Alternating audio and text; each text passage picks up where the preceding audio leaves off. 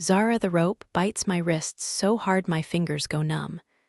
But I keep them curled anyway, nails digging into my own palms like I can anchor myself inside my skin. Below me, the trading platform sways with every shove of the crowd. Wet planks. Mud splashed up from boots. The sour bite of cheap ale, sweat, and coins handled by too many hands. A bell rings once, sharp as a snapped bone, and the auctioneer yanks me forward by the chain at my throat. I stumble. The iron collar clacks against my teeth. "Det Omega," he shouts, and the word debt is a hook he throws into the air. It catches. It always catches. Men lean in like dogs to a butcher's window. Healthy, unbonded, no pups, mark-free, as if that's a blessing. As if it isn't simply proof that no one ever thought I was worth keeping. My father's ledger sits on the auctioneer's table, fat with ink and shame. I saw the numbers before they dragged me from our room above the tannery.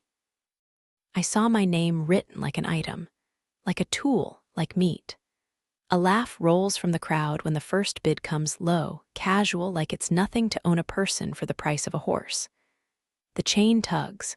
I lift my chin because if I look down, I'll see hands reaching. If I look down, I'll remember the smell of my father's fear when he told me I had to do this. Not even tears, just the metallic stench of cowardice. The auctioneer's mouth is wide as a wound. Do I hear 5 crowns? 5 to start? No. The word slices out of me, too loud, too clear. The auctioneer blinks as if a chair has spoken. The crowd murmurs, shifting, smelling blood. I don't wait for permission. I draw a breath that tastes like mildew and anger, and I throw my voice across the platform.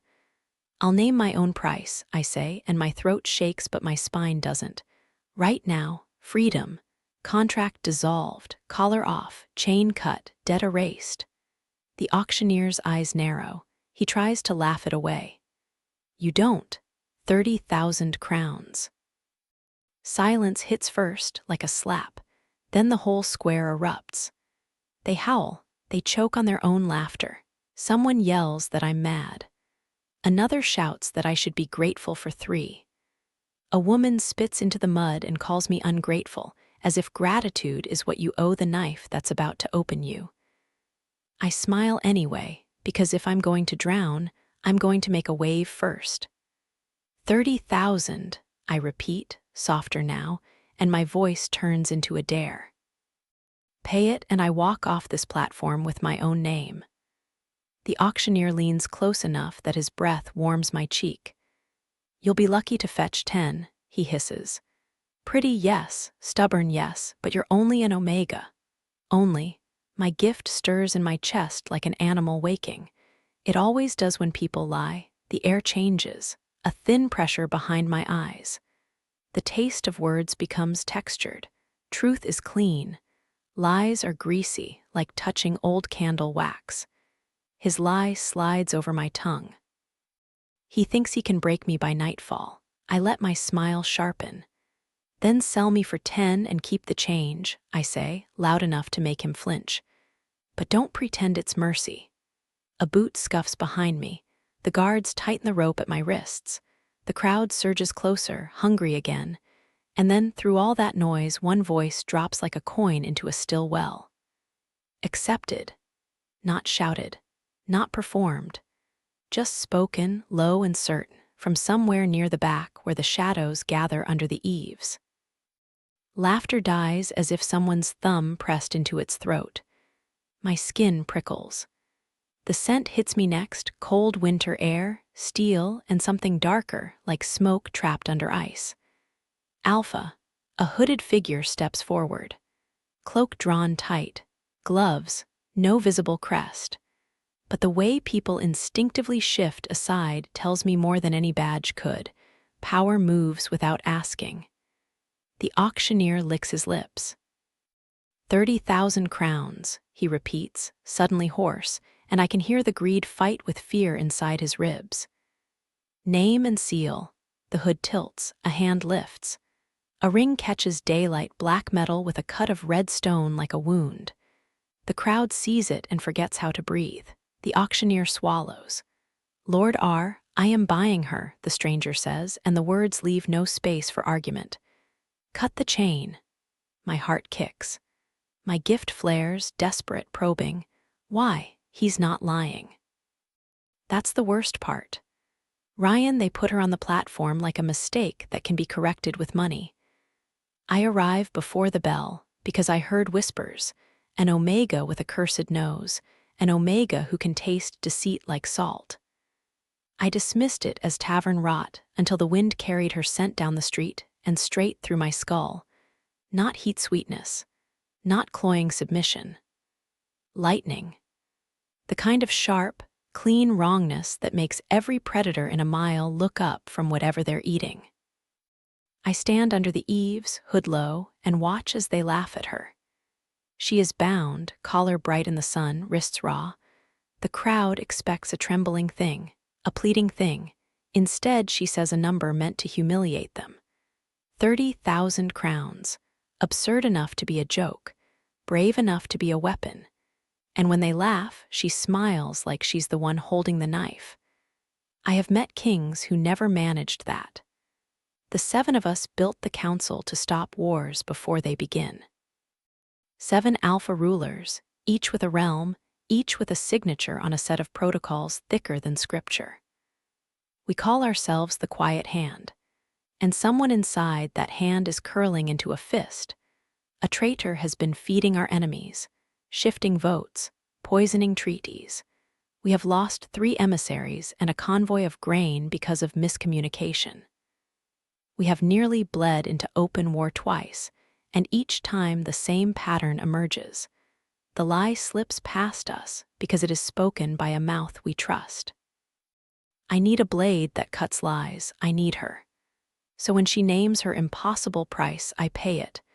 Not because I like her defiance, though I do more than is wise, but because the council is cracking and I am running out of time. Accepted, I say, and the world turns to look at me. The auctioneer tries to name me. I stop him with a glance. Names are leverage. Here in a market, even syllables can be bought. Cut the chain, I repeat. The guard hesitates.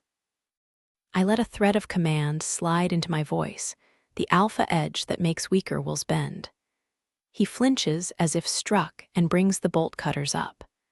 The Omega Zara, the ledger said, watches him like she expects betrayal even from metal. Good. The collar opens with a click. The chain drops heavy to the planks. For a heartbeat, she doesn't move. Then she lifts a hand to her throat, fingers hovering over the bruised skin, not touching, as if she can't believe it belongs to her. I step closer, and the crowd scent changes from amusement to calculation. They want to know what I'll do with her. What I'll take. I speak so only she can hear. "You will not be bedded," I murmur. Her eyes snap to mine under the hood. A storm gray, too clear, too awake. Most Omegas sold on platforms have already learned to dull themselves to survive. Her gaze is a sharpened thing. "I didn't ask," she says. "No," I agree. "You didn't. That is why I'm telling you." I reach into my cloak and take out the sealed writ. Heavy paper. 7 stamps could make a man holy or dead. "Your freedom is purchased," I tell her. "But it comes with a contract. You will read it, you will choose." A lie would slide off me like oil, and she would taste it. So I speak only truth. The crowd watches, disappointed that there's no immediate spectacle. No dragged Omega. No obvious cruelty. They don't understand that restraint can be a kind of violence, too. She takes the contract with bound hands because the rope is still there. I nod once, and my guard, my own, not theirs, steps up and slices the rope. Zara rubs her wrists. She doesn't thank me. Good. Gratitude can become a chain.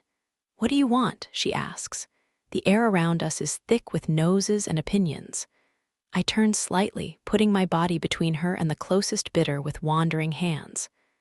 "I want you alive," I say. "And unbroken. That is the first term." Her throat works. That's not an answer. It's the only one you need to believe immediately. She stares, searching for the slick taste of deceit. She finds none. The hood hides my expression, but not my intent. I let her feel it, not hunger, not ownership, purpose. Come, I say.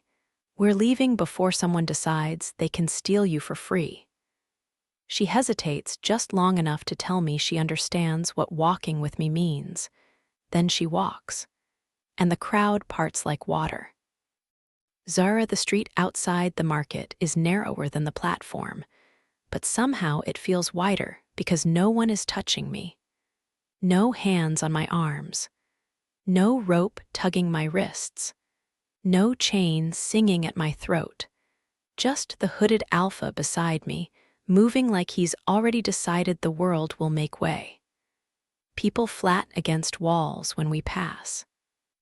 Not just because he's big, though he is, broad-shouldered and cut from that kind of strength that doesn't need to show itself loudly, but because something about him makes the air feel governed. He doesn't look at the shops. He doesn't look at the faces. He looks ahead as if he's walking through a place he owns and doesn't care to admire. 2 guards in dark cloaks fall in behind us, not market thugs, not my father's hired fists. Real, my pulse pounds. Freedom can be a doorway. It can also be a trapdoor. He leads me into a carriage with no crest, but the horses are too glossy, the harness too well made. The interior smells like cedar and clean wool. No perfume, no lingering musk of other omegas. He gestures. Sit, I sit. My legs tremble with the delayed realization that I'm not being held upright by fear alone anymore. He sits opposite me. The hood remains up. The carriage jolts into motion. I lift the contract. The seals are real. I've seen seals before on taxes, on decrees, but not like this. These are heavier, pressed deep into the paper like fingerprints left by gods. 7 stamps. My mouth goes dry. There are only 7 men with authority broad enough to use those. 7 alpha rulers who pretend they don't meet in secret, who smile at banquets and call each other brother while their soldiers sharpen knives. The Council of 7. My gift flares, not at a lie, but at the weight of truth. The paper itself feels dangerous. Him, I say softly. He doesn't deny it. Read. I break the first seal with a thumbnail. The wax cracks. The contract is written in a clean hand. Term 1, Zara of Harrogate is recognized as a free citizen under the protection of Ryan Aurelian Varix. The name hits like a fist. Aurelian Varix, the warden of Southmore, the man whose border forts never fall, the man who hasn't taken a mate in a decade. He's a rumor that learned to wear skin. Term 2, no bond shall be forced. No mark shall be taken without explicit consent. My breath catches, sharp, I look up. Why write that? His voice is even, because men lie with omissions. My gift purrs, satisfied. Truth. I keep reading. Term 3. In exchange for protection and payment, Zara will attend a closed council session and answer questions to the best of her ability. She will not be punished for answers that displease the council. Term 4. If Zara's ability is verified, she will be offered a stipend and continued employment as an independent witness. If she refuses, she will be escorted to any location of her choosing within Allied territory. My fingers shake on the paper. This is too fair. Fairness, he says, is cheaper than coercion when the thing you need is someone's mind. I swallow. You're buying my honesty. I'm borrowing it, he corrects. You can take it back. I feel the old reflex rise, suspicion like a wall. No one offers an omega terms like this without expecting to take the cost out of her body later. My gift leans forward in me like a hound straining at leash, sniffing his words. No rot, no grease, no waxy lie, so I ask the question that burns. What do you need me for? For the first time, his gloved fingers flex, a tiny tell, not fear, not impatience, controlled anger. There is a traitor among the 7, he says, and you are going to help me find him. The carriage seems to tilt, as if the world itself leans closer to listen. I laugh once, brittle. You could just torture them. His voice goes colder. Then I'd only find the one who breaks first. My gift hums. Truth, I stare at him. How do you know I can do what people claim? He pauses, then lifts his hood. The effect is immediate, like a weapon drawn. His face is harshly beautiful in a way that doesn't invite comfort. Dark hair kept short. A scar that cuts one eyebrow and continues into the temple, pale against sun-browned skin. Eyes the color of old coins, gold dulled by too much blood paid into the world. But it's his expression that pins me. Not lust, not pity. Assessment threaded with something quieter. Loneliness so well-trained it looks like discipline. Because, he says, and his gaze drops to my throat, to the fading bruise where the collar sat, the moment you spoke your absurd price, you didn't smell like despair. I stiffen. You smelled, he continues, like someone who'd rather die than be owned. My stomach twists. My gift doesn't react because that's not a lie. It's an observation and it's too accurate. He leans back. The carriage bumps over a rut. And because when the auctioneer said you were lucky to fetch 10, your eyes changed. My mouth goes tight. How? As if you'd heard his lie, he says, before it reached your ears. I go very still. It isn't just that he believes in my gift. It's that he's been watching closely enough to notice the moment it woke. My chest feels too full. So what now? Now, he says, you eat, you sleep, and you decide whether you want to be the kind of Omega who lets the world write her ending or the kind who rewrites it. Heat stings my eyes. I blink hard. The carriage turns. Through the window, I see stone walls rising, dark, old, built to withstand siege. A private gate opens without question. We pass inside, and the sound of the city dulls as if a door has closed on it. He speaks again, quieter. Your father's debt is paid. Your contract is yours to tear. My throat aches. You didn't have to pay 30,000. I did, he says simply, because if I paid less, someone would argue you were still for sale. I hate that it makes sense. I hate that it makes me feel protected. And I hate, most of all, that part of me wants to lean into the safety of his certainty, like I've been starving and he's offering bread. I don't trust bread handed out by kings, but I'm tired of hunger. Ryan, she holds herself like a blade pretending to be a girl. It is not innocence that makes her compelling, it is refusal. When we reach my keep, I do not parade her. I do not touch her. I instruct my staff to give her rooms with 2 exits and a lock she controls. I post guards outside, not inside. She watches every decision. Her eyes follow hands, doors, corners. She is calculating escape routes even while she stands in the doorway. Good. I would not trust an Omega who stopped wanting escape the moment she was offered comfort. That kind of surrender is how people die quietly. At dinner, she eats with the cautious speed of someone who expects the plate to be snatched away. I sit across from her, not at her side, and let silence do what it does best, reveal where a person's thoughts bleed through. She finally looks up from her bread. What happens if I say no? Then you leave, I say, with money, with papers, with protection to the border. You'll just let me go. Yes. Her gift searches my tone for the hidden hook. It finds none, and it unsettles her more than any threat could. Why, she says, voice low, do you care if I'm alive? I could answer with the truth that is simplest. Because the council is not gentle with tools that speak inconvenient truths, and I do not break things I need. But that would be only one layer of the truth, and she would taste the omission. So I give her the fuller one. Because I have watched Omegas be used until their eyes go empty, I say, and the words scrape on old memory. And I am tired of it. Her jaw tightens. You are an alpha ruler. Yes, I say, and that does not absolve me. It obligates me. She studies me as if she has never heard a man admit responsibility without being forced. Tell me about the traitor, she says. There isn't time for a story, I reply. There is a council session at dawn. You will stand beside me. You will listen. When you smell lies, you will tell me. And if I accuse the wrong one, then we both die, I say, because sugar is another kind of lie. Or worse, the wrong one lives and the war comes. Her fingers curl around her cup. You trust me with that? I trust your gift, I correct, watching her carefully. And I trust your hatred of being owned. You will not give anyone the satisfaction of making you their puppet. Something flickers in her eyes, pride, quick and reluctant. You'll have a guard with you, I add, not to control you, to keep the others from trying. The others, she repeats, all 7.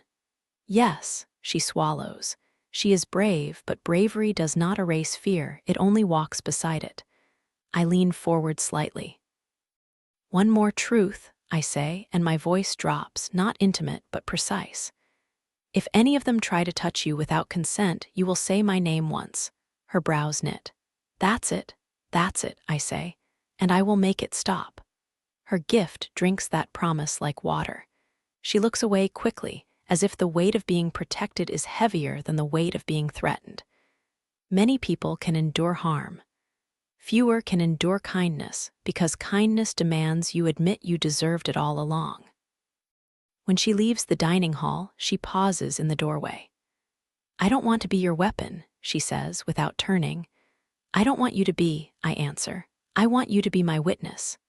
Her shoulders lift on a breath, then she disappears into the corridor, steps quiet, still half expecting the floor to betray her. I watch the door long after it closes, and for the first time in years, I feel something like hope that isn't foolish. It frightens me more than war. Zara's sleep doesn't come. The bed is too soft, the sheets too clean. My body doesn't understand softness without a price. I pace the room. I test the lock 3 times. I open the window and smell the night like I'm trying to find the market again to prove it was real. But the air here is pine and stone, not mud and desperation. At some point, I sink onto the rug and press my forehead to my knees, arms wrapped around myself like I can hold my pieces together. A knock startles me upright. I don't answer. The door opens anyway, slow, respectful. A maid slips in with a tray and keeps her eyes on the floor. Lady Zara, she murmurs, and the title feels strange, like clothing that doesn't fit yet. For your wrists.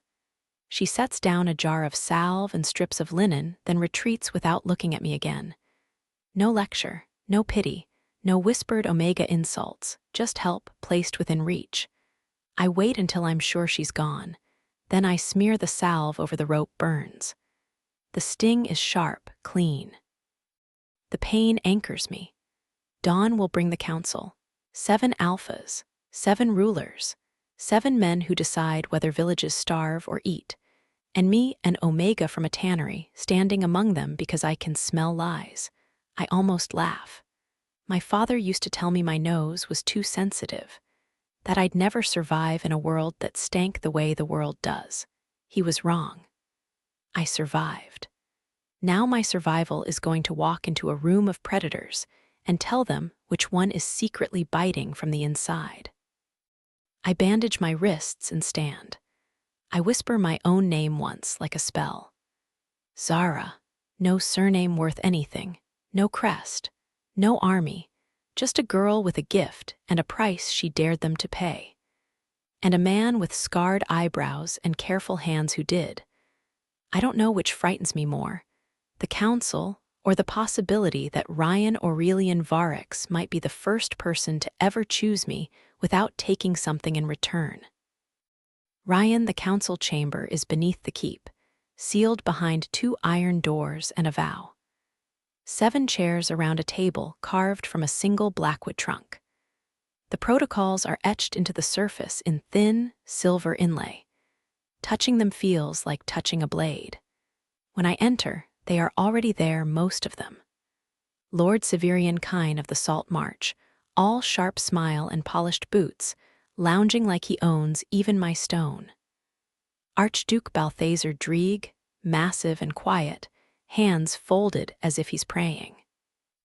Prince Malkin Voss, youthful, too pretty, with eyes that measure women like merchandise. Matriarch Lysandra Quell, alpha, yes, but not a man, and she wields her power like a fan that can snap shut into a weapon. High Marshal Corvin Drazel, scarred like a battlefield and twice as suspicious. And Chancellor Othmar Vale, ink-stained fingers, expression mild enough to lull children. 6. The seventh chair remains empty for now, but the air still feels crowded. Protocol says we do not begin until all 7 are present. Protocol says many things. I feel Zara before I see her. Not her scent. She has been given suppressants, gentle ones, by a physician who knows how to treat omegas like people, but the tension in her posture as she steps into the chamber behind me. Her eyes flick across the men and land on the etched table. She swallows. They all look at her at once. The room's temperature changes. Severian's smile widens. "Ryan," he purrs. "You've brought entertainment." Zara stiffens. I feel it like a pressure against my ribs. "She is a witness," I say, and the words land heavy. "Speak of her with respect." Prince Malkin's gaze slides over her throat, her wrists. A witness from a market platform. His interest smells like sugar rotting on teeth. Zara's gift will taste it, even if she doesn't know his patterns yet. Lysandra leans back, studying Zara not with hunger, but with the cool appraisal of someone who has survived a room full of men by becoming more dangerous than them. "An omega," she says, "unmarked, unclaimed." Zara's jaw clenches at the word unclaimed. I watch it and something in me tightens. Corvin's voice is gravel. "If you've brought her here to accuse one of us, you've already violated 3 protocols." "I know," I say. Othmar Vale folds his hands. "And yet you are here, which means you believe you can justify it." "I can," I say, and I pull the contract from inside my coat, laying it on the table with its 7 seals cracked and restamped. "She is under my protection. She will answer questions. She will not be harmed." Severian laughs softly. "You're sentimental." The lie is small, casual, a jab meant to sting. Zara's eyes flicker, her nostrils flare once. She tasted it. I keep my face still. Balthazar finally speaks, voice deep. "What is her name?" Zara hesitates. My protection is ink and swords. Her protection has always been silence. Names get you grabbed. I don't answer for her. She lifts her chin. "Zara," no tremor. Lysandra's mouth tilts. Approval, brief as a knife flash. The door behind us opens again. The 7th enters. Lord Cashin Mordine of the Green reaches, late, as always, making a performance of being unbothered by the protocols he helped write. He sweeps his cloak back like a stage actor and takes his seat without apology. His eyes find Zara, and something in my chest goes cold. Because his gaze doesn't hold curiosity, it holds recognition, as if he's seen her before, as if he already knows where her weaknesses are stored. Zara's spine goes rigid. Her gift, if it's functioning, will be screaming. Cashin smiles at me. "Ryan, I hear you've bought yourself a pretty little oracle." Zara's breath catches. And in that tiny sound, I hear the first crack in the dam. Zara 7. Now it's truly 7, and the room smells like power pressed too tight into human skin. Every alpha carries their dominance differently, some like a perfume, some like a weapon, some like an invisible hand around the throat of everyone weaker. Ryan's dominance is controlled, a door that only opens when he decides. Cashin Mordine's is a smile over a trap. When he calls me an oracle, the word tastes wrong. Not a lie exactly, more like a story he's trying to force onto me, a role he wants me to wear. I don't let him. Ryan places a hand on the table, close to mine but not touching. It's not possession. It's an offering. "I am here. Say the word." The others begin to speak, one after another, and I do what Ryan asked. I listen. They ask why I was brought. They demand proof. They challenge the idea of an omega in a council chamber, as if my body is already an insult. And with each sentence, my gift wakes more fully. Truth is easy to breathe. It slides in cool, clean, like air after rain. Lies coat the back of my tongue. They leave a residue behind my teeth. They make my head ache. Severian says he is only concerned for council integrity. The lie tastes like wine spilled over mold. Malkin says he has no interest in an omega. The lie is sticky, sweet, and immediate. His gaze doesn't leave my throat. Othmar says he simply wants peace. The lie is thin as paper, almost convincing, and that scares me the most. Balthazar speaks little, but what he says tastes clean. Corvin's suspicion tastes clean, too harsh, but honest. Lysandra's words are blades that don't pretend to be flowers. Truth. Cashin speaks smoothly, with laughter stitched into every sentence. He says he welcomes transparency. The lie hits like smoke in my lungs. My fingers tighten on the edge of the table. My heartbeat goes loud. Ryan turns his head slightly, eyes on my hands, not my face. He sees the reaction. He understands. Zara, he says quietly, not a command, not a demand. Who? The chamber stills. Even Severian stops smirking. My mouth dries. If I point at the wrong one, I die. If I point at the right one, I might still die, just later and with more planning involved. I look at Cashin, and his smile brightens as if he's delighted by the drama. I taste his lie again. Thicker now, more urgent. And beneath it, something else. A second scent, threaded through his words, metallic and sharp. A secret he's trying not to think about. I don't fully understand my gift. It isn't a neat tool. It doesn't hand me names in a tidy list. It gives me sensations, truth clean, lies foul, and sometimes, when someone's deception is deep enough, it gives me impressions. Images, flashes. A hand passing a sealed letter. A ring pressed into wax. A crest I don't recognize. My vision swims. I blink hard, my throat tightens. Ryan watches me like he's holding his breath for my survival. Cashin tilts his head. Well, little oracle, he says, do you smell treason or just your own fear? His words carry a lie tucked inside them like a blade in a bouquet. He's trying to make me hesitate because he knows. Cold spreads down my spine. You, I start, and my voice cracks. I hate it. I swallow and force it steady. You're lying. Cashin's smile stays. Am I? Yes, I say louder now, because volume is armor. And not just now, you've been lying for a long time. The chamber erupts at once. Corvin's chair scrapes back. Severian laughs like this is sport. Malkin looks delighted. Othmar's mild face turns watchful. Lysandra's eyes narrow. Specifics, she says, and that one word is a knife thrown at my throat. Or you will die for slander in this room. Ryan's hand finally touches mine, 2 fingers against my knuckles. Brief. Grounding, not ownership. A pulse of warmth through my shaking bones. Zara, he says low, breathe, tell us what you know. I close my eyes for half a heartbeat. I breathe. I open them and look at Cashin again. My gift claws at me, insisting.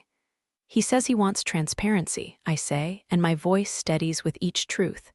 He doesn't. He wants confusion. He wants us all to doubt each other until the council can't hold. Cashin's smile thins. You have no proof.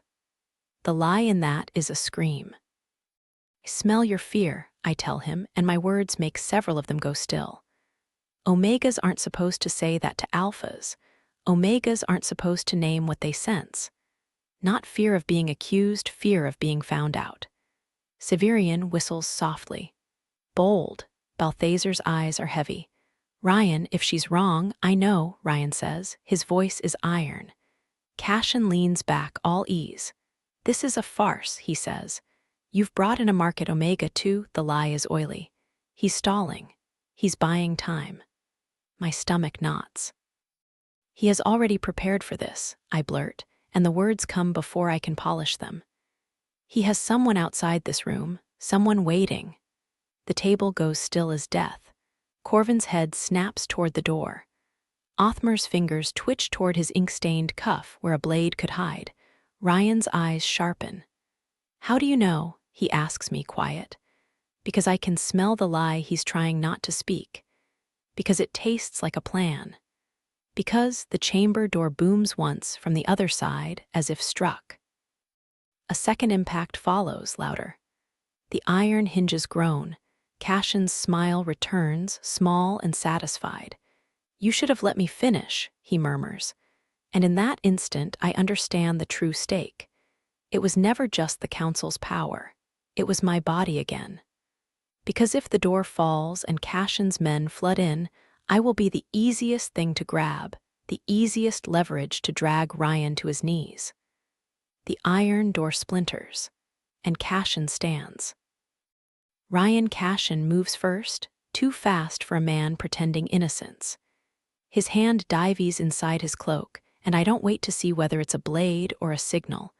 I shove my chair back, the sound like thunder, and step between him and Zara. Protocol says no violence within the council chamber. Protocol also says we do not bring outside guards into the keep. Protocol says many things. The door behind us is breaking. Zara's breath hits my shoulder. Quick. Shallow. She's fighting not to panic, and I feel a savage respect for her control. Cashin's eyes are on her, not on me. Predator. "Step away, Ryan," he says, voice mild, as if we're discussing a treaty clause. "This doesn't have to be messy." The lie is thick enough to choke on. Lysandra rises, slow. "Cashin," she says, and her tone carries command sharp as a whip.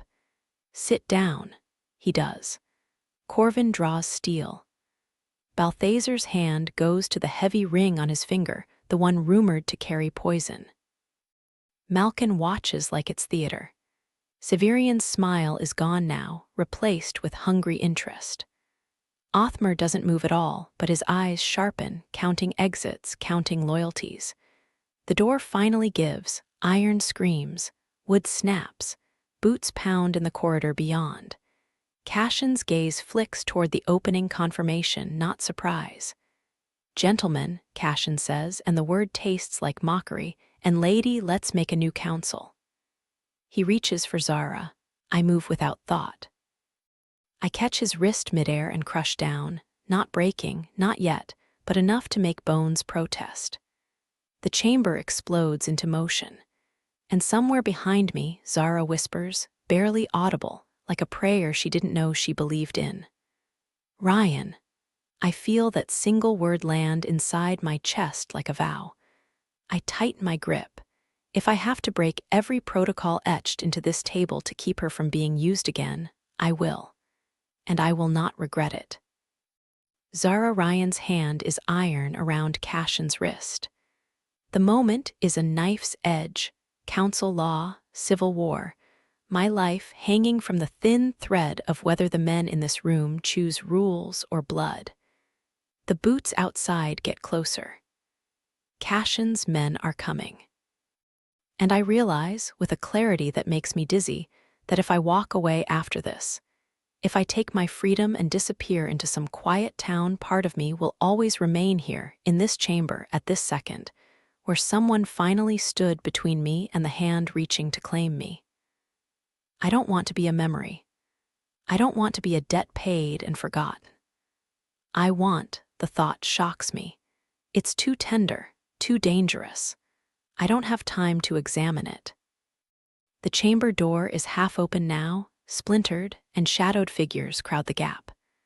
Corvin steps forward, blade raised. Lysandra's eyes meet mine across the table, sharp and assessing, as if she's deciding whether I'm a spark worth protecting or a flame that must be smothered. Ryan doesn't look back at me. He doesn't need to. His body is a wall. His presence is a promise. My gift roars, overwhelmed by the stench of deceit pouring in from the corridor like smoke. And I understand this too. I found the traitor sooner than anyone expected, which means in any sane bargain I should already be unnecessary. I should already be free to leave. But freedom isn't the only thing I want anymore. The door slams wider under the press of bodies. Cashin's smile turns sharp. "Take her," he says softly, and his life-free certainty is the most terrifying sound of all.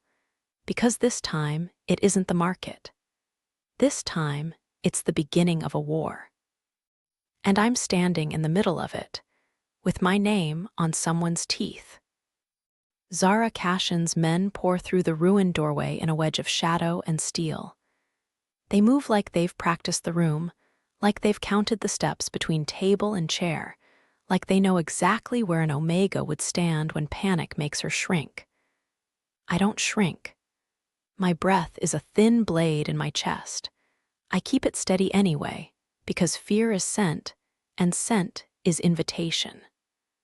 Ryan's body is still between me and Cashin. His hand clamps Cashin's wrist, grinding it down to the table's edge so hard the blackwood groans.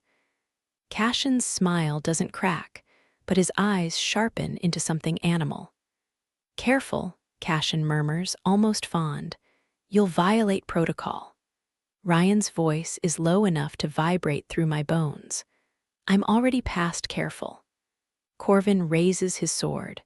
Balthazar shifts like a mountain deciding to fall. Lysandra's fingers drift toward the slim blade at her thigh, her gaze flicking from Cashin to the doorway and back, as if she's mapping the fastest way to end this without letting the chamber become a slaughterhouse. Severian leans back, watching with hungry brightness, as if blood is simply another form of wine. Malkin's lips part. His attention keeps returning to me, not in concern, but in calculation. I hate that my gift tastes him even when he says nothing. His silence is full of unsaid want. Othmar Vale sits very still, hands folded. The mildness on his face looks painted on, the way a mask looks calm right before it's torn away. Cashin's men stop just inside the threshold. None of them cross fully into the chamber yet, as if there's an invisible line on the floor that matters more than weapons. Of course there is. Council boundary. I feel it the way you feel a church's hush. A rule you can't see, only the way everyone's instincts bow to it. Cashin knows the boundary makes cowards of honorable men. He lifts his free hand and with a soft flick of 2 fingers points toward me. The nearest guard steps forward. Ryan's dominance snaps out like a lash, filling the chamber with a pressure so intense my skin tightens. The man stumbles, face going pale, because alphas don't like being commanded by anyone but their own. "Back," Ryan says. The guard hesitates, then retreats, swallowing hard. Cashin laughs once, quiet. Still playing king, even here. Ryan's grip shifts. Cashin's wrist twists just enough for pain to flash across his face. "You brought armed men into this chamber," Ryan says. "That is treason." Cashin's eyes glitter. "It's not treason if I win." The lie in that sentence doesn't exist. He believes it. That's what makes it terrifying. My gift is a live wire in my skull. It wants to scream at every deception in the room, but this isn't a parlor where truth is sport. This is a knife pressed between ribs. The door behind the invaders hangs half off its hinges. Air from the corridor is colder, damp with sweat and oiled leather. More men wait outside, and I can taste their intentions like smoke. They're here to take me because I'm leverage. Take the Omega, and the Alpha who bought her will crawl. Cashin leans slightly toward Ryan. "Release me," he says, "and I'll let her walk out alive." Ryan doesn't flinch. "You won't." Cashin's smile widens. "Then you'll be the one to kill her." My stomach drops. Because Cashin understands something brutal. If Ryan attacks him inside the council boundary, every protocol turns into a blade aimed at Ryan's throat. But if Ryan doesn't, Cashin will take his time tearing the chamber apart until someone breaks. Cashin's gaze slides to me, and in that look I feel myself reduced to a point on a board. A piece. Ryan shifts his stance, subtle, but it blocks Cashin's line of sight. A shield made of flesh and will. That movement hits me harder than any promise inked on paper. I step closer, near enough to feel heat radiate off Ryan's arm. His hand still pins Cashin's wrist. His other hand hangs loose at his side, fingers relaxed like he's not one blink away from violence. I speak before fear can steal my tongue. "You brought them," I say, and my voice rings in the chamber like a thrown coin. "You already decided to spill blood. You already decided to burn the council down if it wouldn't bend." Cashin's eyes narrow. "Little Oracle, my name is Zara," I cut in, and my pulse hammers, but the words come clean. "You don't get to rename me." A flicker annoyance real crosses his face. Not a lie, a crack. Lysandra's gaze darts to me, sharp approval flashing and vanishing. Cashin exhales through his nose. "Fine, Zara, then tell them what you smell. Tell them their precious council of 7 is rotten." My gift surges, greedy, because the room is thick with lies now, old lies, proud lies, survival lies. Not just Cashin's. The bitter truth hits me. Cashin is the traitor, yes, but he's not the only one who's been playing games with truth. The table's silver inlay feels like it's burning under my palm. Ryan's voice brushes my ear, barely there. "Stay behind me." The tenderness in that command makes my throat ache. I don't want to stay behind him. I want to stand with him. Before I can move, Cashin jerks, hard. He uses the pinned wrist like a hook, twisting his body in a way meant to break Ryan's hold. Ryan's grip tightens, but Cashin is slippery with desperation and rage. His other hand flashes, and steel catches the chamber light. A short knife, meant for throats. I gasp. Ryan shifts fast. Too fast. The knife's arc changes direction toward me. Cashin doesn't have to stab me. He only has to make Ryan believe he will. Ryan moves to intercept. And in that fraction of a heartbeat, Cashin's men surge forward, crossing the threshold all at once like they've been waiting for the single moment when everyone's attention collapses into one point. The chamber erupts. Corvin's sword swings. Steel rings. Balthazar slams a chair into a man's ribs like he's swatting a fly. Lysandra moves with terrifying grace, blade appearing in her hand as if it grew there. Severian finally stands, not to help, but to choose a side. The delight on his face looks like sickness. Malkin backs away, eyes wide, not with fear, but with the thrill of watching law die. Othmar Vale rises slowly, and for a second my gift catches him like a scent on the wind, a lie, thin but sharp. He says nothing, but his eyes meet Cashin's. And in that silent glance I taste it. Understanding. Not loyalty, perhaps, but complicity. Preparedness. The kind of calm you have when you know where the floor will collapse because you helped saw it. My breath stutters. Cashin's knife presses in close to my side, cold against ribs through cloth. His arm hooks around me from behind, clamping my back to his chest. The sound that leaves me isn't a scream. It's a strangled, furious breath because I refuse to give him that satisfaction. Cashin's mouth is near my ear. "Now," he whispers, and his voice is velvet over a threat. Everyone stops. The room freezes in broken poses. Corvin's sword hovers inches from a man's throat. Lysandra's blade is poised at a wrist. Balthazar's fist is clenched around a collar. Ryan stands 3 steps away. His eyes, those dull gold eyes, lock on mine. I can't smell lies from him. There's only raw truth, bright as pain. He doesn't plead. He doesn't bargain. He simply becomes still, like a predator deciding which bone to break first. Cashin tightens his grip. The knife's edge pricks. I feel a warm bead of blood.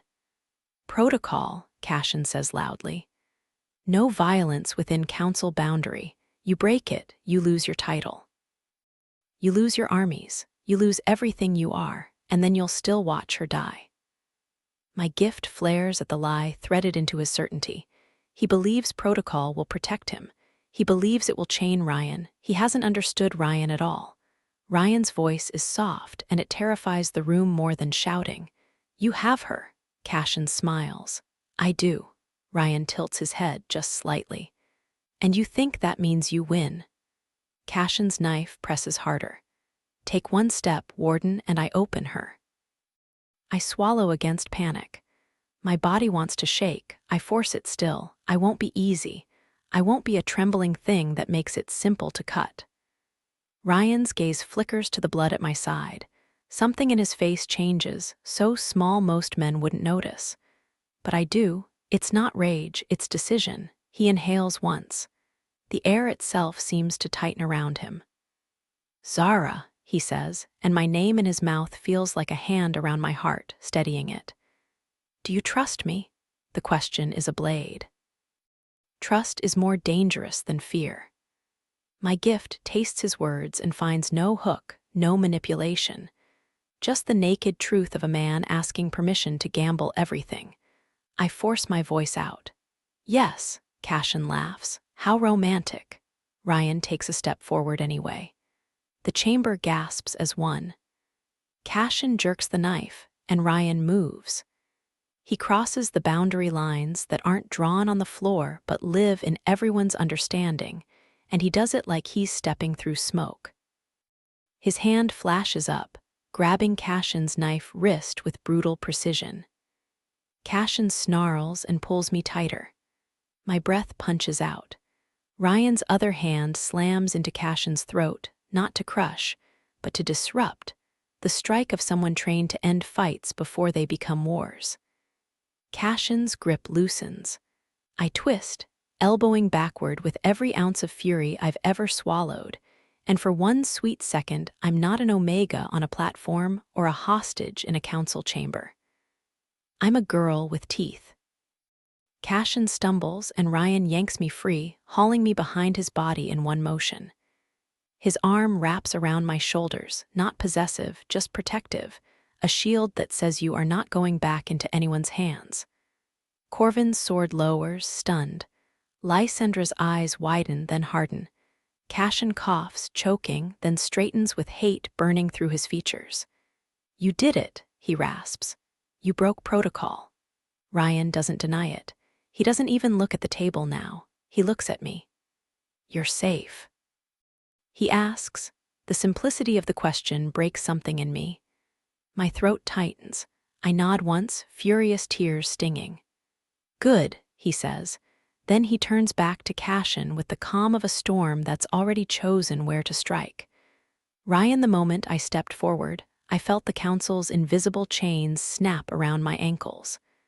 I also felt, with sick relief, that I no longer care. Cashin staggers, hand at his throat, eyes wild. He expected me to obey the protocols. He expected me to weigh title against an Omega's life. He does not understand that I have carried these protocols like stones for years, and the weight has become unbearable. "Seize him," Corvin barks, snapping back into command. Cashin's men shift, uncertain. Their leader is alive, but the chamber's power has shifted. The boundary they relied on is broken, and now there is only steel and survival. Lysandra steps forward, blade raised. "Enough," she says, and the authority in her tone makes even Cashin's men hesitate.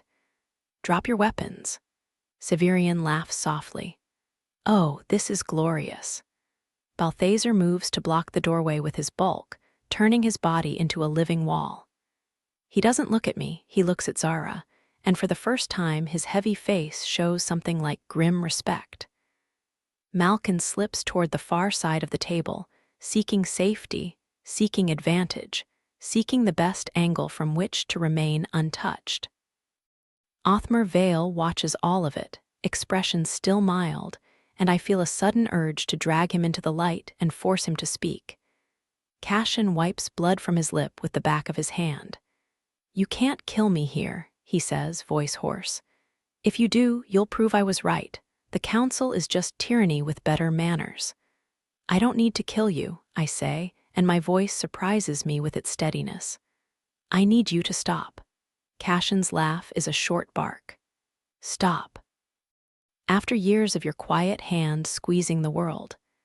After you decided you get to govern who eats and who starves, who marries and who goes to war. His words are half-truth, half-sickness. Enough truth to sting, enough lie to rot. Zara presses close behind me. I feel her breath against my shoulder. She's shaking now, silent, furious tremors like her body is finally catching up to the terror. Cashin's gaze slides toward her again, always toward her. He raises his voice, addressing the chamber. Vote, he demands. Condemn the warden, strip him, bind him, or watch your protocols become ash. You came with armed men, Lysandra says coldly. You took an Omega hostage. You threatened to spill blood in the chamber. Don't speak to us of law. Cashin's smile twists. Law is whatever the strongest one can enforce. Severian claps once, delighted. Now that's honest. Cashin's eyes flick to Severian, calculating. You always wanted the council reshaped, Severian. Here is your chance. Severian's smile falters, just a sliver. Zara inhales sharply behind me. Her gift reacts fast. I glance back at her. Her eyes are wide, focused, as if she just smelled an old lie finally exposed. She leans closer, mouth near my ear. Severian has been lying about neutrality, she whispers, voice trembling but certain. He's been feeding Cashin information, not the war plans, small things, timing, votes. He didn't think it was treason. My chest tightens, not surprise exactly. Disgust. We rot by inches before we rot by miles. I speak without turning. Severian. Severian raises his brows, still trying to play charming. Yes, warden, I will not forget this, I say. His smile goes thin. Nor will I. Cashin's men begin edging backward, sensing the tide. Their leader is exposed now. The council, fractured as it is, still carries weight. Corvin steps toward Cashin, sword steady. On your knees. Cashin's gaze darts around, searching for the weak seam. Othmar Vale shifts then, one small movement, like a man adjusting his cuffs. And Cashin moves with him, too coordinated. Cashin lunges, not at Corvin, not at me, at the table. He slams his palm down on the silver inlay, right where the etched protocols converge, and I hear a sharp click beneath the wood. The floor jolts. A hidden mechanism. The blackwood table splits down the center like it's opening its mouth. For a heartbeat, no one moves because disbelief is a kind of paralysis. Then the gap widens into a stairwell, descending into darkness. Cashin grins, eyes fever-bright. Gentlemen, he says again, savoring the word, you built yourselves a tomb with a secret door. He shoves one of his own men down the first steps, cruel, efficient, using him like a test weight. The man scrambles and disappears into the dark passage. Cashin seizes Zara again, not with a knife this time, with sheer speed. His hand locks in my cloak near her shoulder, and he yanks her toward the opening. My body reacts before my mind catches up. I slam into Cashin, shoulder to chest, driving him backward. He catches Zara's wrist anyway, fingers biting. Zara gasps, but she doesn't freeze. She twists her arm, turns her hand, and drives her thumb into the soft place under Cashin's jaw. Not strong enough to fell him, but enough to make him flinch. Pride flares in me, hot, dangerous. Cashin snarls and wrenches her harder. Ryan, Zara cries, voice cracking. The sound of my name from her throat is a hook in my gut. I grab Cashin's wrist and force it down, bones grinding. He hisses, and for one perfect moment I think I have him. Then Othmar Vale moves at last. He steps into my path not with a weapon, but with his body placed just wrong, just obstructive enough. Warden, he says, voice mild, think what you're doing. The lie in those words tastes like ink covering blood. I snarl, shoving him aside. Out of my way. Othmar stumbles, but his eyes stay calm. Cashin uses the heartbeat of distraction to yank Zara down toward the stairwell. I grab for her, my fingers catch her sleeve, then slide. Cloth tears. Zara falls one step, then another, caught by Cashin's arm, dragged into the dark. Her face turns toward me, eyes wide and furious and terrified all at once. "I'm here," I shout, and my voice cracks the chamber. "Hold on." Her hand reaches up, fingers stretching, then the darkness swallows her. Cashin's laughter echoes from below, thin and triumphant. Corvin swears. Lysandra lunges toward the opening. Balthazar roars and moves like a boulder rolling, but he's too late.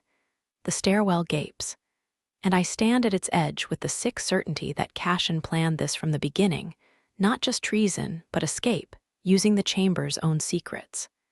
Secrets that only someone inside the council could have mapped.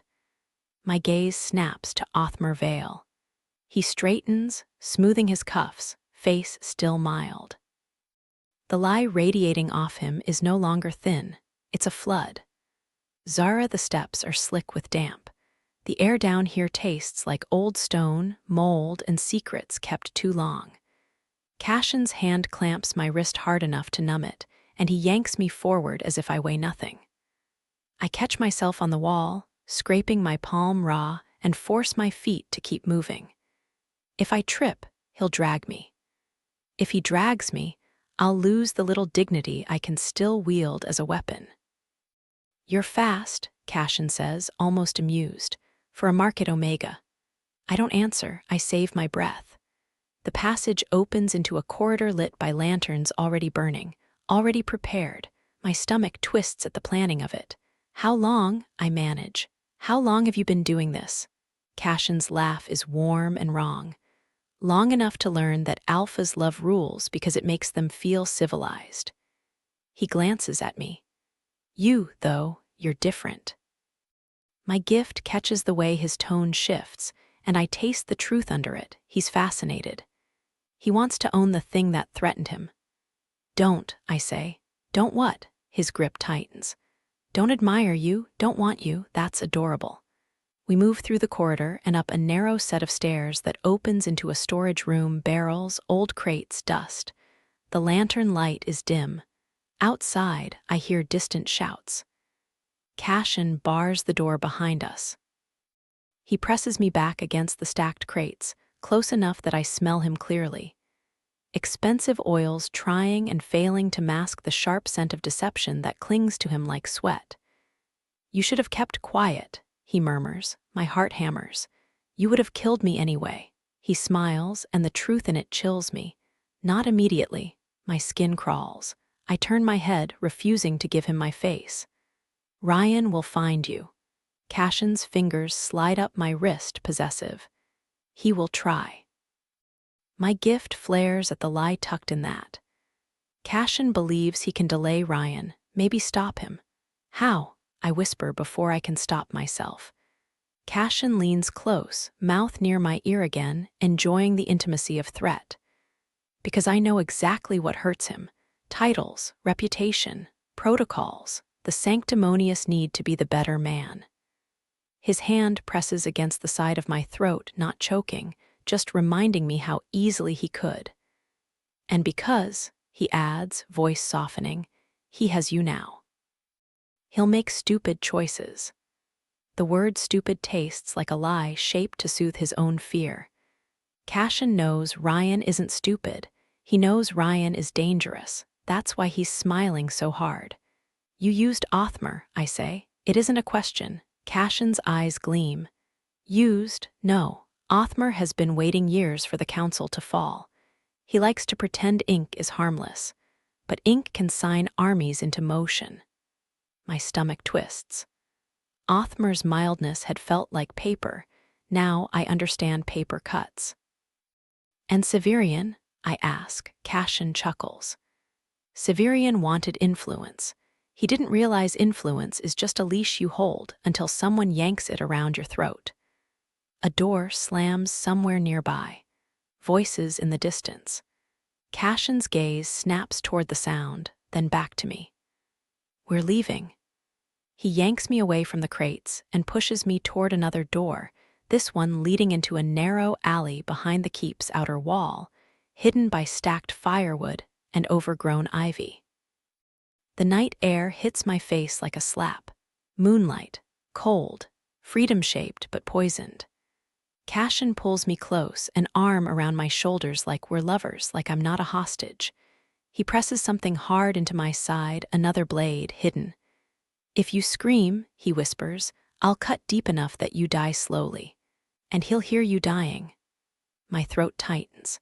My eyes burn. I force myself to walk. We move down the alley toward a waiting carriage with no crest, wheels already turned outward. Two men stand by the horses, faces shadowed. Cashin's hand tightens. "Get in." I hesitate just long enough for my gift to taste the air. The men by the horses are afraid, not of Cashin. Of someone coming. Hope flashes so hard it hurts. I shift my weight and with a sudden viciousness, stomp my heel down on Cashin's boot. He snarls, grip loosening, I twist free and run. My lungs burn instantly. My feet slip on wet stone. Behind me Cashin curses, and one of the men lunges. I don't aim for the main courtyard, that would be too obvious. I sprint toward the firewood stacks, toward the ivy, toward anything that can hide me for half a heartbeat. A hand catches my hair, yanking my head back, pain exploding along my scalp. I choke on a cry. Cashin slams me into the wall, forearm across my chest. "Enough," he hisses, breath hot. "You're mine until I'm done with you." The words are not a lie. They are his intention. And my gift, my cursed, precious gift, screams at the truth of it. Then another scent cuts through the alley. Steel and winter smoke.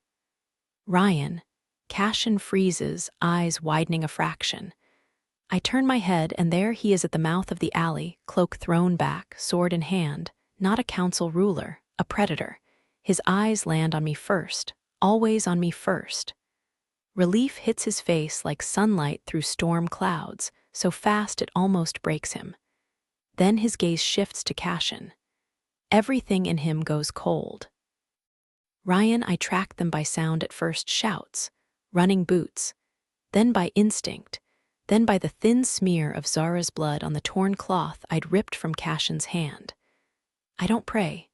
I don't bargain with gods. But as I ran through my own keep's hidden veins, I made a vow that felt like prayer anyway. If I found her alive, I would never again pretend that power matters more than a person. I reach the alley and see Cashin's arm across Zara's chest, his body pinning her to the wall. Her face is pale with fury and fear. Her hair is half torn loose. There's blood at her side where the knife kissed. My grip tightens on my sword until my knuckles ache. Cashin smiles at me, but it's strained now. "Warden," I don't answer his title. "You're out of bounds," Cashin says lightly, nodding toward the keep, toward the council chamber hidden beneath it. "Your protocols don't apply here." "That's the point," I say. Zara's eyes flick to mine. She doesn't look like she's asking to be rescued. She looks like she's daring me to do it right, without letting her become collateral. Cashin presses the blade closer to her ribs, careful not to break skin yet.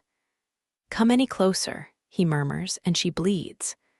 I take one step forward anyway, slow, deliberate, making him see that I'm not playing his game. Cashin's nostrils flare. Fear hits him now, real and sharp. "Good." "Ryan," Zara whispers, barely audible. I hold her gaze. "I see you," I say, and I mean it in the deepest way. I see her personhood, not her usefulness, not her scent, not her gift. Cashin's grip tightens. "So noble," he spits. "Is it love already, or just possession wearing a halo?" Zara stiffens at the word possession. Her body remembers chains. I keep my voice even. "Let her go." Cashin laughs. "Why would I?" Behind Cashin, his two men shift, uncertain. They were hired for an operation, not for dying in an alley because their lord's plan cracked. I angle my sword slightly, not at Cashin, at the men. One of them swallows. I speak without taking my eyes off Cashin. "Leave." Cashin snaps. "Stay." Dominance collides, invisible pressure crackling in the cold air. The men hesitate. Their loyalty wavers. Their fear decides. They back away one step, then another, then vanish into the darkness beyond the carriage. Cashin's eyes widen. His smile breaks at last. Cowards. I take another step. Cashin jerks Zara tighter, trying to drag her toward the carriage. Move back, he orders me, voice cracking. I don't. Because I finally understand what Cashin has never learned. The worst threat to a man like him is someone who stops caring about the cost. I move fast. Not with rage, rage is messy. With precision, I throw my sword. It spins once in the moonlight and slams into the carriage wheel, biting deep into wood. The wheel splinters. The carriage lurches, useless. Cashin's head snaps toward it, shock flashing. In that heartbeat, Zara moves. She twists her body sideways, slipping under Cashin's forearm like water. She drives her elbow into his ribs with a sharp, practiced brutality, and pain grunts out of him. She stumbles free. I catch her, pulling her behind me. Cashin lunges, knife raised. I draw my second blade, a shorter one from my boot, and meet him. Steel sings in the narrow alley. Cashin is skilled, but he is frantic now, and frantic men make mistakes. He slashes toward my throat. I catch his wrist. I twist. His knife clatters to the stones. He swings his other fist toward my jaw. I take the hit, teeth clicking, pain flashing white. Then I drive my forearm into his chest and slam him against the wall where Zara was pinned moments ago. I lean in close enough for him to smell my certainty. You wanted a new counsel, I murmur. Congratulations. He bares his teeth. You'll be stripped. Yes, I say, and you'll be judged. Cashin's eyes gleam with hate. By who? Your precious 7? They're liars, all of them. I glance back just enough to see Zara standing behind me, breath ragged, eyes shining with unshed tears. She presses one hand against her side, where blood stains her fingers. Cashin is right about one thing. The council has been built on polite lies for too long. I look back at him. Then we'll build something else. I raise my blade. Cashin's eyes widen just a flicker, because for the first time he believes he might not talk his way out. I don't kill him, not because I'm merciful, because I want the world to see him fall in daylight, with witnesses, with truth spoken aloud until it chokes him. I strike with the flat of the blade against his temple. He collapses. His body hits the stones with a dull sound that feels like the end of an era. I turn fully to Zara. She sways on her feet, stubbornly upright. You're bleeding, I say. It's not deep, she whispers, though the lie in it is gentle and meant to protect me from panic. My chest tightens anyway. I step close, careful not to touch her where she doesn't want. May I? Her throat works. She nods once. I pull my cloak off and wrap it around her shoulders, then press a folded strip of cloth from my pocket against her side. She inhales sharply. I'm sorry, I say. Her eyes snap to mine. For what? For ever letting you be a bargaining chip in anyone's hands, I answer. Even mine. Her gaze softens in a way that scares me more than any blade, because softness is what makes men reckless. I chose, she whispers. I said I trusted you. I swallow, throat tight. And I heard you. Footsteps pound nearby my guard, finally finding us. They stop short at the sight of Cashin's unconscious form at the broken wheel at the blood. One of them begins, "My lord," I cut him off. Bring irons. Bring a healer and send word to the chamber. The council reconvenes at first light. The guard hesitates, eyes flicking to Zara. And you, my lord, protocol, I know, I say, and my voice is calm because the fear has already burned out of me. Tell them I broke it. Zara's fingers curl into my cloak. The tiny pressure is not possession. It's anchoring. I look down at her. She looks back. And something in her gaze says she understands the cost I'm about to pay. She doesn't ask me not to.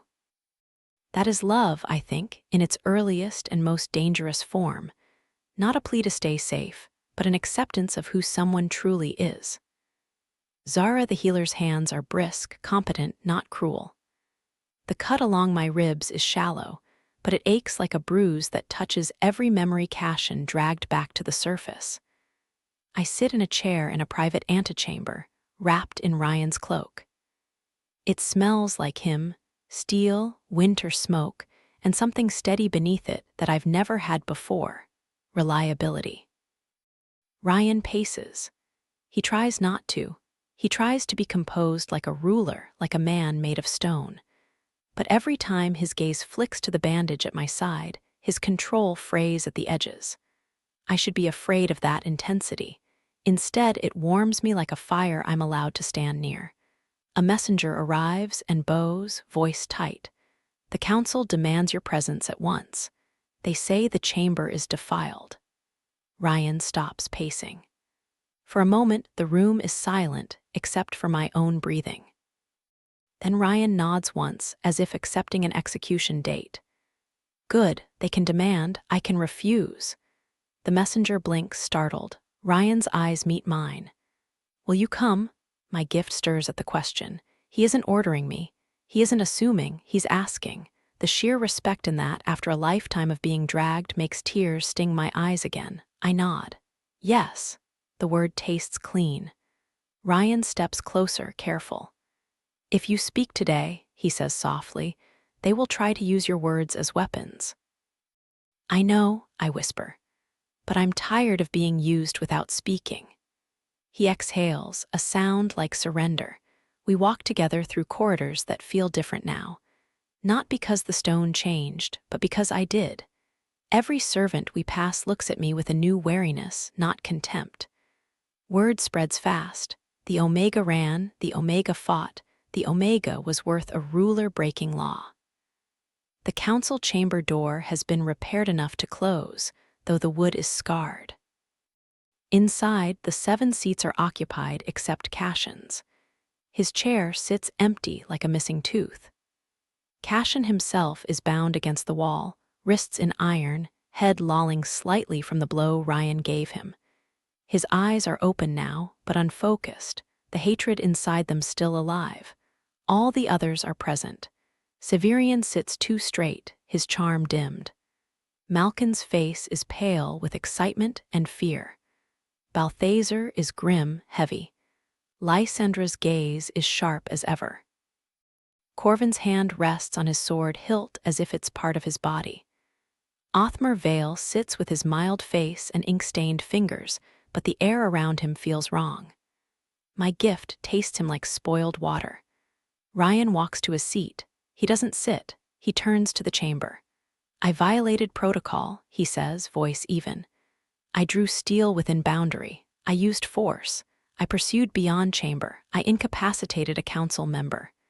Severian leans forward, eyes gleaming. You admit it. I do. Corvin's jaw tightens. Then by our law, by your law, Ryan corrects calmly, you will strip me, that is your right, but you will also hear what happened fully and you will not punish the Omega for being taken. Malkin laughs nervously. Omega, she's standing right there. I hold his gaze until he looks away. Lysandra speaks, voice like a blade being drawn. Cashin Mordin is charged with treason and assault within council boundary. Othmar Vale, her eyes flick to him, is charged with conspiracy. Othmar's mild expression doesn't change, but my gift surges at the lie he's about to speak. He rises. Matriarch Quell, you overreach. The lie hits my tongue like bitter ink. I can smell it, I blurt, and my voice echoes. Every face turns to me. My hands shake. I lace them together so the tremor becomes invisible. Ryan's gaze slides to me, not warning permission. A silent question, do you want this? I do. I step forward into the open space beside the table, feeling the weight of 7 rulers pressed down like a ceiling. My gift isn't polite, I say, and my voice steadies as I speak truth. It doesn't care for your titles, it tastes lies. Severian's mouth twists. And we're supposed to accept the word of a det Omega. I look at him. My gift pulls up his lies like hooks. I'm supposed to accept your word? I ask softly. After you fed Cashin information and called it harmless. Severian's eyes widen. The chamber goes still. You didn't think you were betraying anyone, I continue, the words flowing now, unstoppable.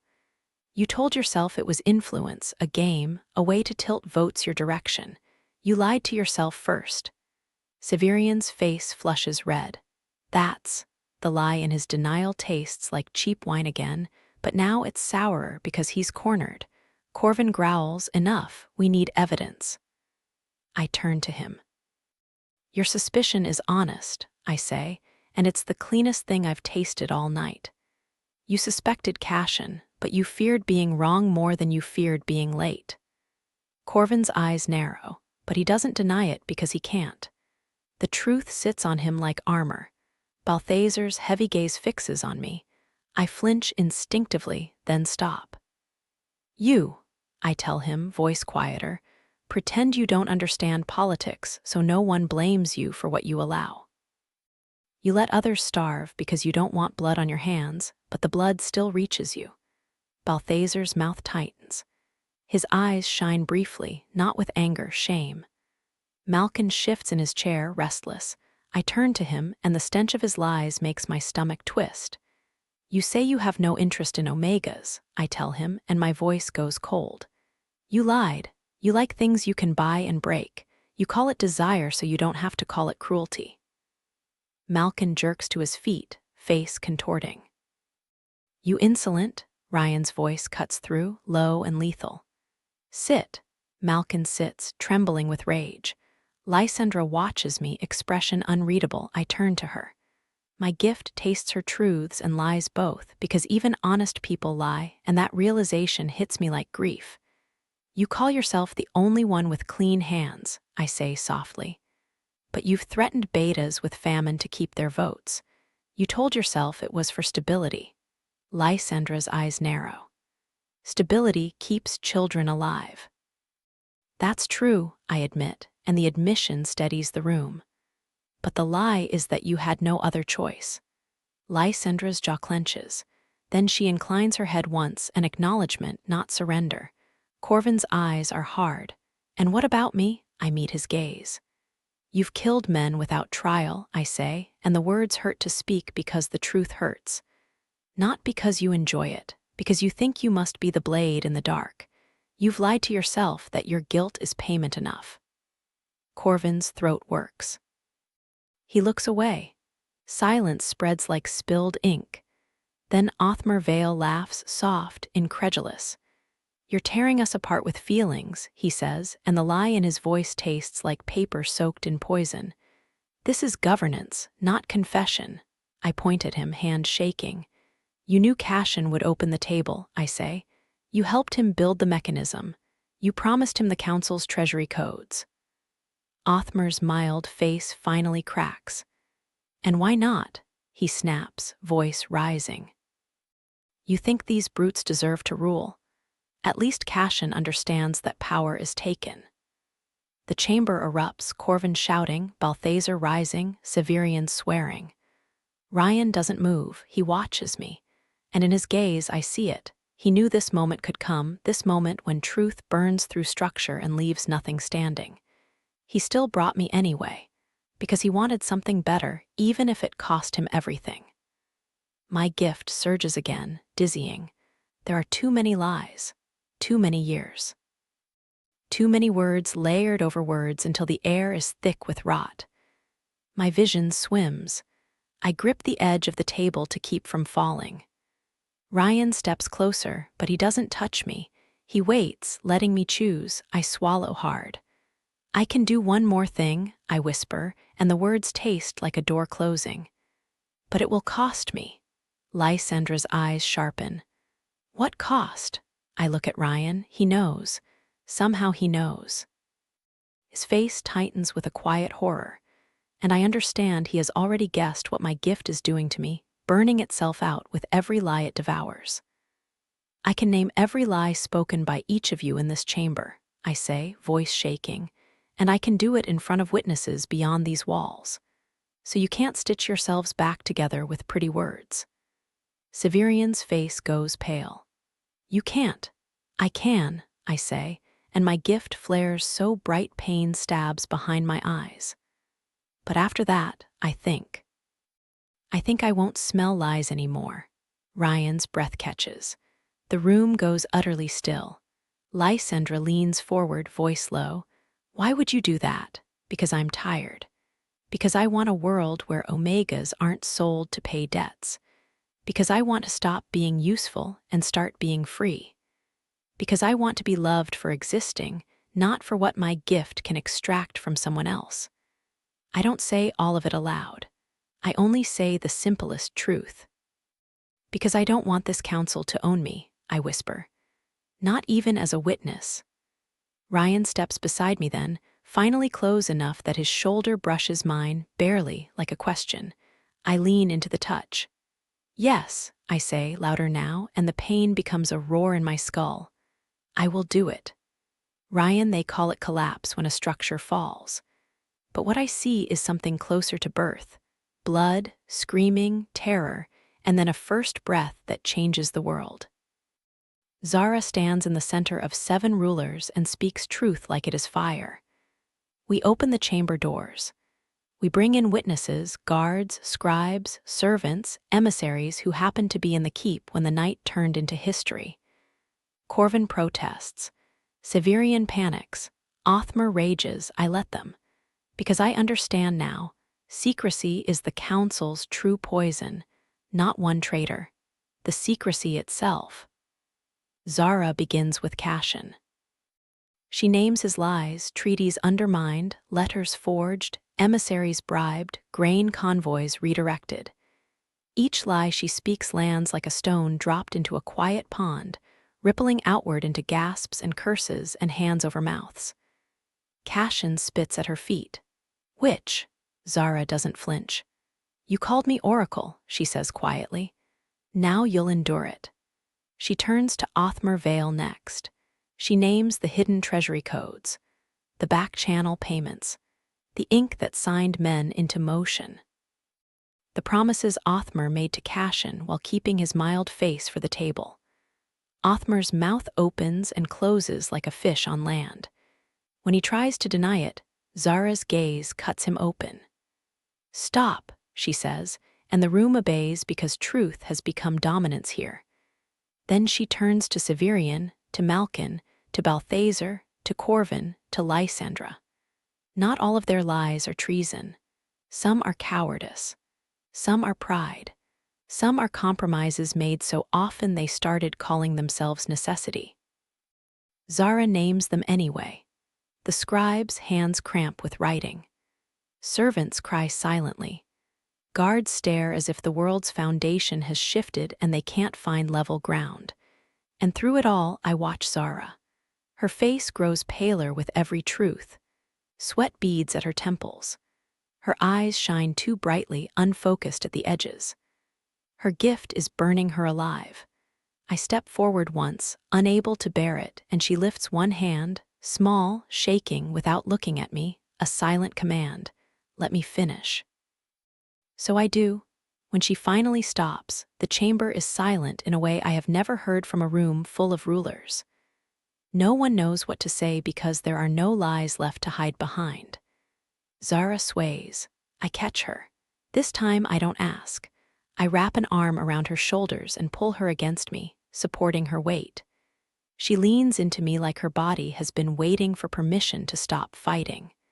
Her voice is a whisper against my chest. It's gone, she says, and I feel her grief like a knife.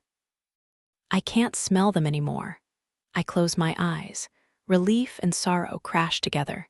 Good, I murmur, because I refuse to call her loss anything else. Now they can't use you. Lysandra stands slowly, looking out over the witnesses, then at the 7 seats as if they are tombstones. The Council of 7 cannot continue, she says, voice steady. Not like this, not in secret. Corvin nods, grim. Agreed. Balthazar rumbles, agreed. Even Severian, pale and shaken, whispers, agreed, because he knows refusal now would be suicide by public memory. Malkin says nothing, jaw clenched, eyes burning with humiliation. Othmar Vale snarls and thrashes against his restraints. You can't dissolve it. Lysandra's gaze turns to me. And you, Ryan Aurelian Varex, by protocol, you must be stripped. I feel Zara tense against me, as if she's about to fight on my behalf even while half-conscious. I stroke my thumb once over the edge of my cloak where it rests at her shoulder, grounding her. I accept, I say. The words surprise even me with their ease. Severian's eyes widen. You'd give up Southmore. I won't abandon my people, I reply, but I will not pretend a title makes me honorable. Corvin's expression is unreadable. Then you will be warden no longer. Your seat is forfeit.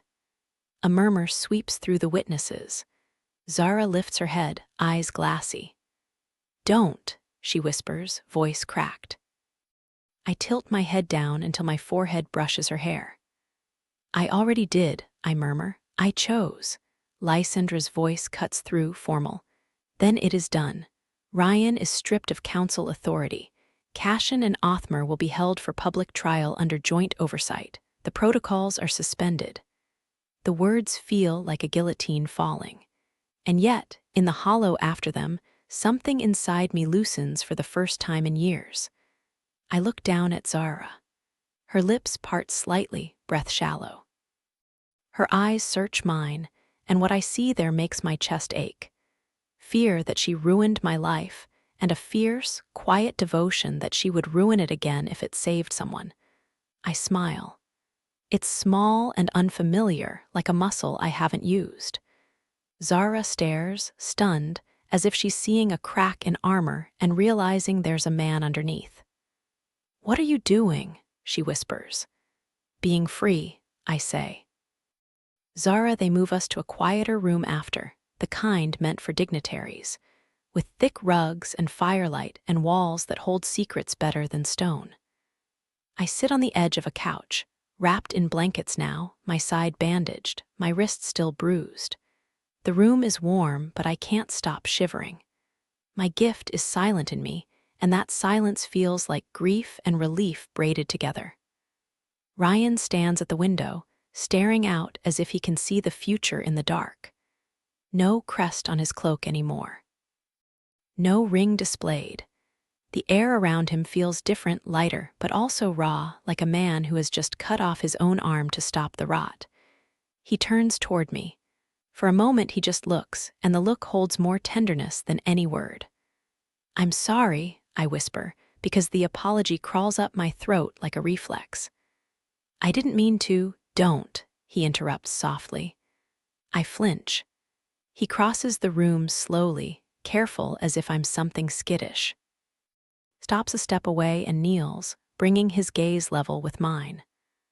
I brought you into the council, he says, voice steady. I asked you to use your gift. You did. You saved lives you will never see. You ended a war that hadn't started yet. My throat tightens. And you lost everything. He shakes his head once, a small denial with a fierce clarity behind it. I lost a chair. The simplicity makes me blink.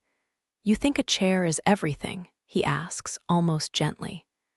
They trained us to believe it. So we'd cling to it even when it made us monsters. My hands tremble. I lace my fingers together, trying to hide it. Ryan's gaze drops to them. May I? He asks, and his voice is so careful it breaks me. I nod. He takes my hands in his warm, calloused, steady. He doesn't squeeze. He simply holds like he's anchoring me to the world. You're free now, he says. The word hits like a bell. Free. I swallow. I don't know what to do with it. He looks up, and there's something vulnerable in his eyes that makes my breath catch. Choose, he says. My chest tightens. Choose what? Choose where you go, he says. Choose who you become. Choose whether you ever want to see me again. The last part lands hardest, because he's offering me an exit with no guilt attached. No chain made of kindness. And the truth is, if he told me to stay, some part of me would always wonder whether I stayed because I wanted him, or because I didn't know how to refuse. Was that? That's why he's asking. I stare at him, heart pounding so loudly I'm sure he can hear it. I can't smell lies anymore, I whisper. His thumbs stroke lightly over my knuckles. Good. What if you only wanted me for that? The question is ugly, but it's honest. I force it out anyway. What if now I'm useless? Ryan's gaze hardens, not with anger, with certainty. You were never useless, he says, and you were never a tool to me. My throat tightens. Then what am I? His voice drops. You're Zara. The way he says my name, clean, reverent, simple, makes my eyes sting. I inhale, shaky. I don't want to go, I confess, and the words feel like stepping off a cliff. Ryan's breath catches. I should, I add quickly, because fear tries to salvage control. It would be safer. I could disappear, start over. And what do you want? He asks. The question makes my lungs burn. Want is dangerous. Want is a doorway you can't close once you walk through. I swallow, heart hammering. I want to stay where someone asks before they touch, where someone pays absurd prices for freedom, where someone breaks the world's rules for the right reason. Ryan's eyes soften. Then stay, he whispers. Not as my purchase, not as my witness, not as my burden. He pauses, and the pause feels like a hand hovering, waiting for consent. As my equal, he finishes. My breath shudders out. I lift one hand, still trembling, and touch the scar through his eyebrow with a fingertip. The texture is faint and real, proof of survival. He goes very still, watching me as if I'm the one holding the blade now. I don't know what love is supposed to feel like, I whisper. Ryan's mouth tightens, almost a smile, almost pain. Neither do I, he admits. Not the kind that doesn't come with strategy attached. I laugh once, wet and broken. He leans forward just slightly. May I kiss you? He asks, and the question is so simple and so rare that my chest aches. Yes, I breathe. He kisses me gently, as if he's learning how to touch without taking. His mouth is warm. His hand remains around mine, not gripping, just present. I kiss him back, and something in me, something that has been clenched for years, unfurls. When he pulls away, he rests his forehead against mine. Outside, the keep is still full of upheaval, trials to plan, a council to dismantle, a new order to build. Inside, for one quiet breath, there is only us. Zara, he murmurs. We'll build it differently. What? I whisper. A world where truth doesn't live in one Omega's nose, he says. A world where it lives in daylight. Tears spill down my cheeks, hot and silent. I nod. And for the first time, the silence inside my skull where my gift used to be doesn't feel like emptiness. It feels like space. Ryan, we do not rebuild the Council of Seven. We let it die properly, with witnesses and records and public trials. Cashin and Othmer are taken to the capital under guard from multiple realms, so no one can claim bias. Severian resigns before he can be forced, face gray with shame. Malkin retreats to his estate.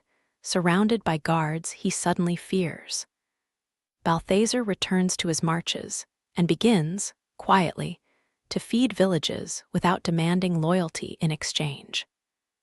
Corvin stays on as an interim marshal for the joint tribunal, grimly committed to doing things in daylight, even when daylight exposes him too. Lysandra becomes the loudest voice, insisting Omegas and Betas must sit at the new table, not as decorations, but as lawmakers. And I, stripped of my title, become simply Ryan. It should feel like death. Instead, it feels like waking up. Zara remains in my keep by choice, not by contract. I do not lock her doors. I do not post guards inside her rooms. She walks the grounds with a knife on her belt because she insisted, and because I respect her need to never again feel helpless. Some nights she wakes shaking, breath tearing out of her throat, eyes wide as if she's back in Cashin's grip. I sit with her on the floor because she says the bed is too soft to trust. I don't touch her until she reaches for me. When she does, she grips my sleeve like it's the only real thing in the world. I let her. Weeks pass, then months. One morning, she stands with me on the battlements, watching wagons roll through the gates. not soldiers. Paper. Witnesses. A public ledger, open to anyone, listing grain stores and routes and treaties in plain language. "Do you think it will work?" she asks, voice quiet. "It has to," I say, "because we've seen what secrecy does." She leans her shoulder against mine, small pressure chosen. "And if someone lies anyway?" I look down at her, and the fierce tenderness in my chest feels almost unbearable. "Then we won't ask one Omega to burn herself out to expose it," I say. "We'll build systems that punish lies before they become wars." Zara's eyes shine. She is still Omega, still vulnerable in the way the world is cruel to Omegas. But she is also something else now, a woman who chose her own life in front of rulers and forced the world to watch. The day the tribunal officially announces the dissolution of the Council of Seven, crowds gather outside the keep. Not to riot, to witness, to see if the powerful can be held accountable without blood bathing the streets. Zara stands beside me, not behind. Lysandra reads the decree with a voice that doesn't tremble.